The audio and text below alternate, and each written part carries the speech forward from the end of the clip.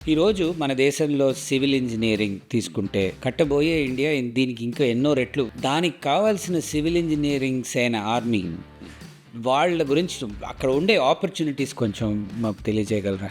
ఇప్పుడు మనకి ఏ నిర్మాణాల్లో అయినా ఇంచుమించుగా ఒక 100 కోట్లు ఖర్చు పెట్టామనుకోండి, దాంట్లో 100 కోట్లు ఖర్చు పెట్టడానికి మనుషులు కావాలి. సార్ 100 కోట్ల ప్రాజెక్ట్లో ఒక 20 మంది కావాల్సి వస్తుంది.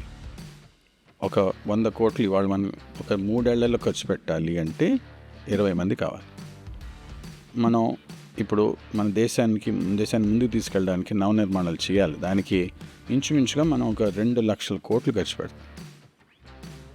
సో ఇవాళలో మనకి పని తెలిసిన వాళ్ళు, అర్థం చేసుకుని చేయగలిగే వాళ్ళు ఇంచుమించుగా 20,000 మంది కావాలి.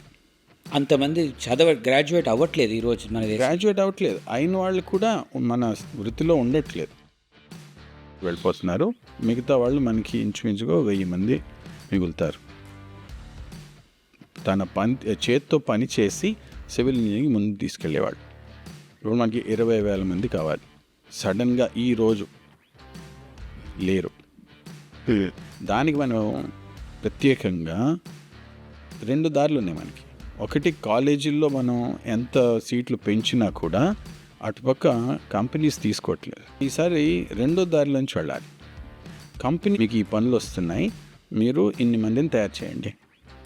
ఉదాహరణకి ఇప్పుడు ఆస్ట్రేలియాలో ఈ ఒలింపిక్స్ వస్తున్నాయి 8 ఏళ్ళ తర్వాత 7 ఏళ్ళ తర్వాత. వాళ్ళు ఆల్రెడీ ఇవాళే కంపెనీస్ ఐడెంటిఫై చేసి చెప్పారు, మీకు ఇన్ని మంది కావాలి, ఎక్కడి నుంచి వస్తారో మీరు తెచ్చి 26 వరకు అందరినీ రెడీ చేయండి, మన పని మొదలెడదామని. అలాగే మనం నవనిర్మాణాలను చేయాలి, దేశం ముందుకు వెళ్ళాలి, దీనికి మనుషులు కావాలి. మనం 8 మంది కావాలో అంచనా వేసుకుని ఒక్కొక్క కంపెనీకి మనకు ఒక రెస్పాన్సిబిలిటీ లాంటి ఇచ్చి, ఉద్యోగం ఇచ్చి డబ్బులు ఇస్తారు. అందుకని పనులు చేస్తారు వీళ్ళు. నేను కాలేజీల్లో చదువులు చెప్పినా కూడా వాళ్ళ ఉద్యోగం చేరట్లేదు. అది కష్టం. ఇప్పుడే మనకి సివిల్ ఇంజనీరింగ్లో మనకి స్టార్టింగ్ శాలరీస్ తక్కువ ఉంటాయి, వేరే వృత్తుల్లో ఎక్కువ ఉంటాయి. కానీ సివిల్ ఇంజనీరింగ్ ఒక 15 ఏళ్ళ తర్వాత వీళ్ళ శాలరీ వాళ్ళకనే ఎక్కువ ఉంటుంది. శాలరీ ఒక విషయం, కానీ తృప్తి అనేది దానికి సాపత్యం లేదు.